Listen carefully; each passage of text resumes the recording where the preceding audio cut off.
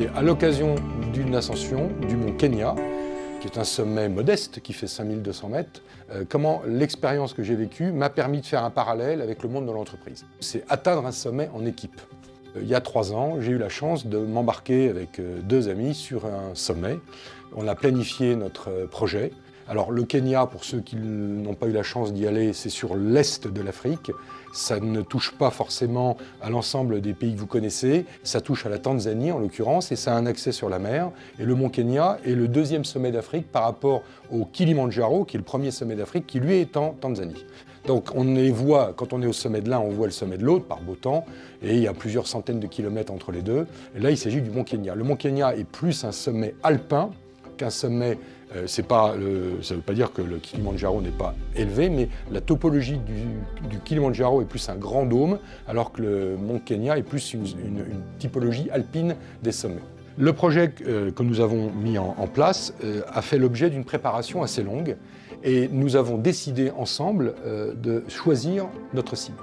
Il y a plein de courses qui existent et qui étaient disponibles avant le Covid et que nous avions considérées, mais notre objectif était de faire un sommet en Afrique, pour pouvoir mélanger à la fois l'expérience africaine, que pour beaucoup vous connaissez, mais moi je ne connaissais pas très bien, la montagne en Afrique, je n'avais pas fait ce mariage, j'avais imaginé l'Afrique pour d'autres raisons, entre autres un récit d'aventure de moto, dont vous avez peut-être entendu parler, mais ce projet montagneux en Afrique était nouveau pour moi. Nous avons donc une longue phase de préparation, de ciblage, quelle est la bonne période, quelle est la bonne typologie, quelle est la bonne forme d'expédition, parce qu'on ne monte pas seul au mont Kenya. On est passé bien évidemment par une agence locale et on a organisé notre projet en fonction de nos capacités physiques, notre disponibilité temporelle, parce qu'on ne peut pas partir pour 3 mois, c'est pas comme faire le camp de base du K2, où là il y a quand même 9 jours de marche pour aller au camp de base. Là on n'avait pas 18 jours devant nous pour faire un aller-retour.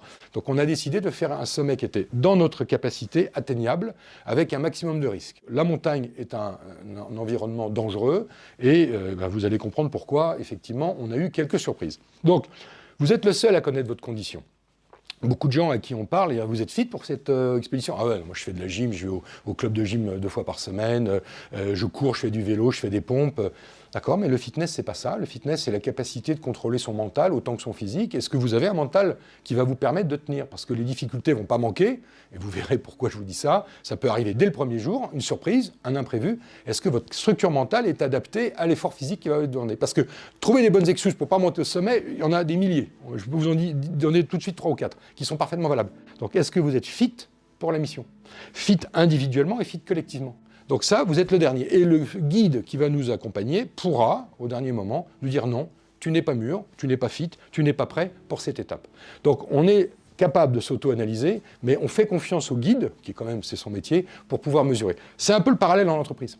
Très souvent, les gens disent, est-ce que vous êtes fit pour cette mission? Ah oui, absolument. Parce que vous avez envie, vous avez été sélectionné, vous avez envie de... Moi, la question que je vous pose, c'est est-ce que vous êtes fit?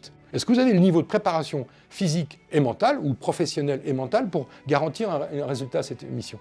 Tout seul ou avec les gens avec lesquels vous êtes associés? Ah non. Tout seul, oui, mais avec les autres, non, je ne peux pas travailler avec un tel. Comment ça, tu ne peux pas travailler avec un tel? Non, non, je ne me le sens pas. Oui, mais dans l'équipe qu'on va vous composer, il est là. Ah, d'accord, mais le rôle est clair ou pas? Ben non, justement, on va en parler.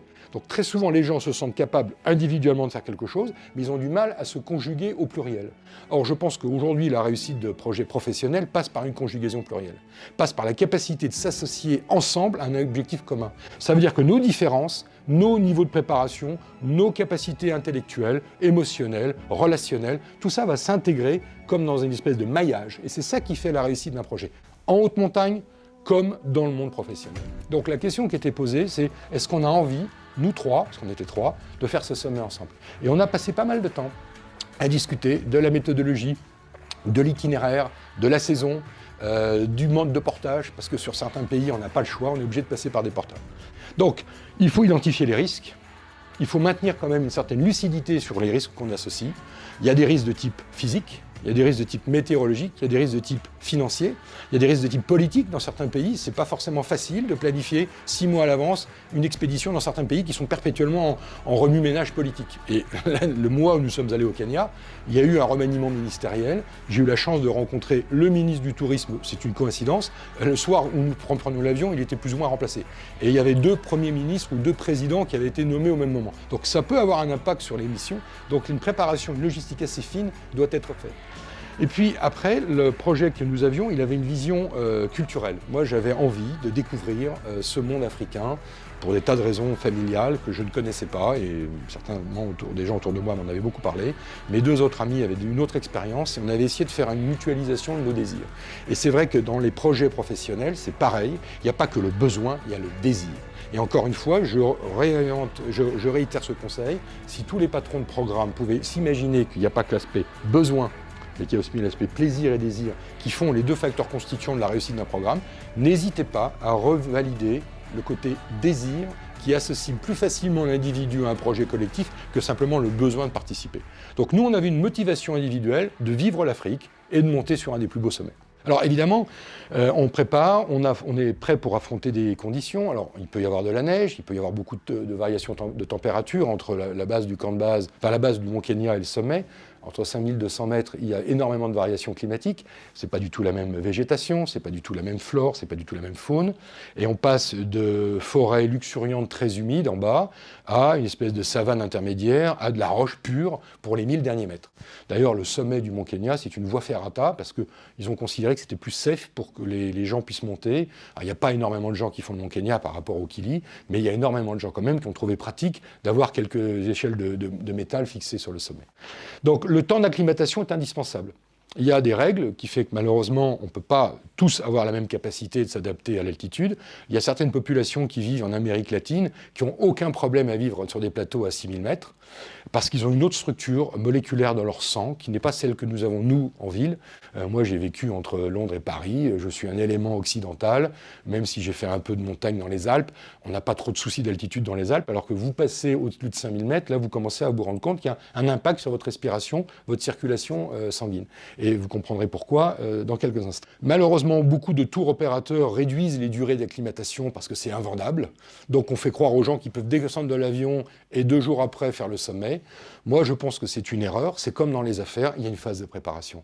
90% du succès d'une opération, d'un appel d'offres, c'est la préparation. Et toutes les entreprises qui ont tendance à court-circuiter ça parce qu'ils n'ont pas les ressources, ils coupent les coins, comme on dit en anglais, le payent très rapidement au niveau de la conclusion. Je pense que l'investissement en amont, la préparation, l'acclimatation et l'équivalence que j'appelle l'acclimatation dans le monde de la montagne est indispensable pour acclimater votre corps, individuellement et collectivement, à affronter l'altitude. C'est pas simple. Moi, j'ai eu un moment de coup de barre entre 4007 et 4008. Eh bien, je pensais être acclimaté. Ça faisait déjà 6 jours qu'on était sur la progression. Peut-être que mes 2 collègues avaient mieux réparti leur effort, je ne sais pas, mais j'ai vraiment un coup complètement où j'ai perdu tout le sens de ce que j'étais. Je marchais comme un robot. Et heureusement, le guide a vu que j'étais devenu une espèce de robot articulé. Il m'a donné une barre de chocolat. Ça m'a redonné un coup de booster. J'ai pu repartir et j'ai fini l'ascension. Mais vous voyez, alors que j'étais préparé physiquement et tout, on a parfois des imprévus qui malheureusement contribuent à ou pas au succès d'une opération. Donc on porte et on est aidé par des porteurs. Dans certaines régions du monde, on n'a pas le choix, il nous faut des porteurs. On ne peut pas faire un permis pour accéder à certains sommets, en l'occurrence dans la chaîne des Everest, sans avoir toute une logistique porteur déjà organisée. Parce que c'est le tissu économique local. Donc le Mont Kenya, c'est pareil. Quand vous rentrez dans le parc national du Mont Kenya, vous devez prendre un guide du parc national, des porteurs du parc national. Et pour 3 montagnards, on avait jusqu'à 8 personnes. C'était pas une expédition lourde, on aurait pu avoir plus de porteurs, mais bon, on n'avait pas non plus tellement apporté. Mais sachez qu'il y a quand même des montagnards qui ont des grosses expéditions de porteurs parce que ça fait partie de l'économie. Sachant que certains permis coûtent 50 à 60 000 $ pour accéder à certains sommets et on paye 2 $ par jour les porteurs. Ça vous montre un décalage énorme pour moi, qui est un peu choquant, mais je pense qu'il y a encore énormément d'efforts à faire au niveau de la préparation de certains pays à l'acceptation du tourisme occidental. Mais de toute façon, on est toujours trop chargé. Alors c'est une métaphore.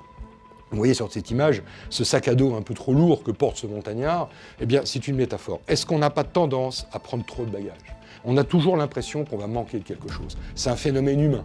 On a toujours l'impression qu'on va avoir besoin de ça, et puis besoin de ci, puis besoin... Ce qui nous résulte à une campagne de vente d'assurance, parce que dans le monde des affaires, ou dans le monde personnel, ou familial, on a tendance à s'assurer beaucoup trop souvent.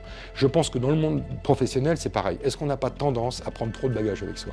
Est-ce que l'expédition légère n'est pas à préconiser ? C'est pour ça que les structures d'agilité professionnelle me paraissent parfois très bien adaptées à l'évolution des organisations. Encore une fois, avec la notion que le pendule s'arrête au milieu. Donc ça, c'est une métaphore. Attention à ne pas porter trop. Bon, quand on est dans ces pays-là, Il faut se préparer à faire des rencontres.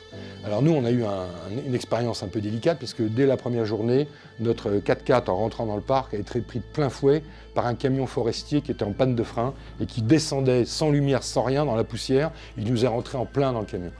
On a failli tous être écrasés par ce camion qui faisait 30 tonnes. On a réussi à s'en sortir. La voiture a été projetée dans les arbres. Toutes les vitres ont éclaté. Tous les airbags se sont déclenchés.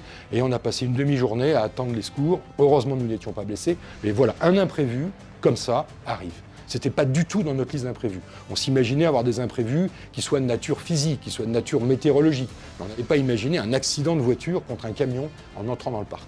Donc, encore une fois, la métaphore, c'est dans le monde des affaires, il va vous arriver forcément un élément qui n'était pas prévu, ni dans la liste la plus exhaustive des risques possibles, ni dans l'imaginaire le plus créatif des membres constituants. Mais cet événement-là va vous arriver. Donc, il faut se préparer à ça, il faut savoir le gérer. Qu'est-ce qu'on doit faire en cas d'accident ? Qu'est-ce qu'on doit faire en cas de risque qui n'était pas prévu dans la typologie des risques initiales ? Bon, ben voilà un élément. Donc, la très haute montagne est un sport dangereux. Il faut savoir quand même qu'un quart des morts dans les chaînes de l'Everest, ce sont les porteurs. Un parallèle à faire avec le monde des affaires, il y a beaucoup de décès professionnels dans le monde des affaires. C'est-à-dire des gens qui ont constitué une équipe, qui ont bossé sur un gros projet et qui n'ont pas réussi à gagner l'affaire. Pour moi, c'est ce qu'on appelle des décès professionnels, au sens qu'ils ont un investissement énorme, ils ont mis toute leur énergie et ils n'ont pas été sélectionnés. Pour eux, c'est un échec énorme, c'est bien évidemment une perte de temps colossale pour l'entreprise, mais on peut parfois se poser la question, pourquoi ?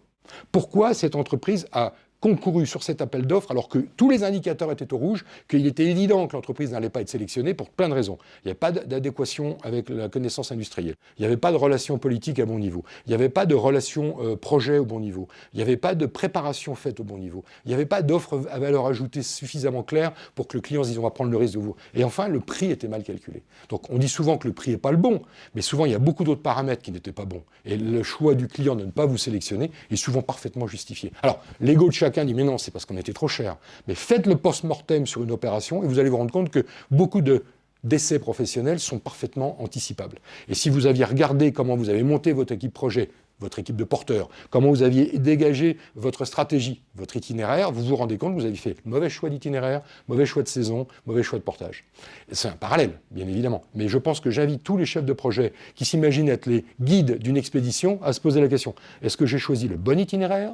Est-ce que j'ai choisi la bonne équipe de portage ? Est-ce que j'ai choisi la bonne saison pour partir ? Et je pense que beaucoup de projets pourraient être revus à la lecture de cette parallèle. On dit souvent en montagne, c'est dangereux et tout. C'est pas tellement dans l'ascension qu'il y a des accidents, c'est dans la descente. Parce que le corps s'est habitué à l'effort, on a consommé beaucoup d'énergie, on est parfois un peu fatigué, on est en hypoglycémie, on manque d'attention, on manque de vigilance. Le danger vient toujours du haut, rarement du bas. Et c'est quand on redescend, qu'on est mal encordé, qu'on a mal vérifié ses crampons, qu'on n'a pas forcément pris le temps de se ressourcer, de reprendre un peu de calories, de prendre un peu de thé chaud, on a mal resserré son harnais, on a des tas de choses comme ça, c'est un manque de vigilance. Et c'est dans la descente qu'il y a le plus grand nombre d'accidents en montagne. Donc, proportionnellement, c'est souvent une fois qu'on a remis l'appel d'offres qu'on fait les erreurs.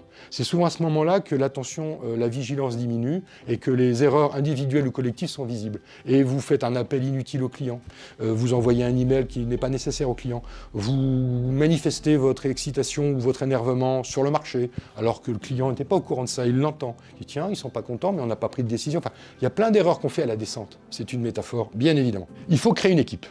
Et la création de l'équipe, comme je vous l'ai dit, c'est en montagne, comme dans n'importe quel sport d'équipe, comme dans n'importe quel montage professionnel, c'est l'art de la sélection. C'est l'art de la complémentarité des talents et des capacités. Alors en montagne, c'est la capacité de marcher au même rythme ou pas. C'est la capacité d'avoir envie de se défoncer avec la même énergie ou pas. C'est la capacité de répartir les rôles dans une équipe ou pas.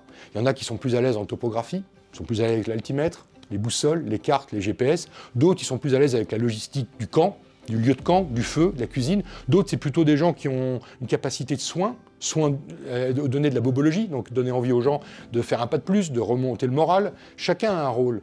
Et l'affectation des rôles en fonction des capacités individuelles fait qu'une équipe de montagnards va aller plus ou moins rapidement ou haut au camp de base, ou au chalet intermédiaire, ou au campement, ou au sommet.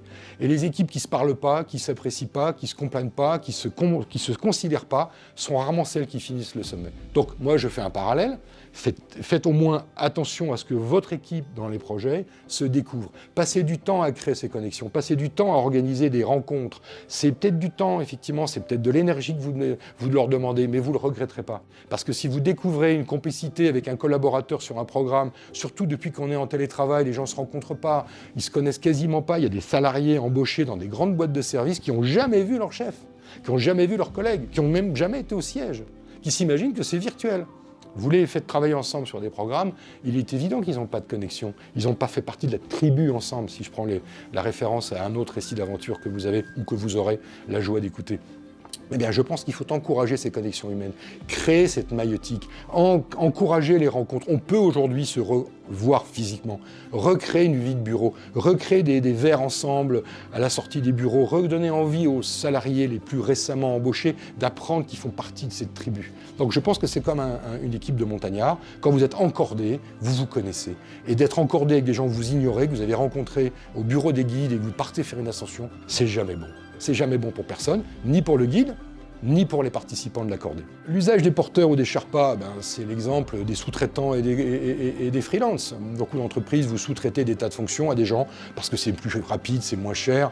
Faites attention, il peut y avoir un décalage de culture, un décalage de compréhension, un décalage de motivation, un décalage de style qui fait que globalement, l'édifice constitué ne sera pas aussi beau que ce que vous auriez fait si vous étiez resté entre vous. Mais d'un autre côté, c'est plus compatible au niveau des impératifs financiers. Donc, passez le temps qu'il faut auprès de vos sous-traitants, co-traitants, freelance pour qu'ils comprennent votre objectif, votre quête, votre programme, votre ADN et vos spécificités. Parce que sinon, ils vont faire le travail que vous leur demandez, mais ils n'auront pas compris la belle image. Donc je pense que c'est un investissement que, en cordée, on va faire vivre les Sherpas, on va les faire vivre au niveau du camp d'abord. C'est eux qui nous cuisinent, c'est eux qui organisent la tente, c'est eux qui organisent le gîte dans les refuges. Ils font partie de l'équipe. Et la déconnexion entre les montagnards et les Sherpas est jamais bonne.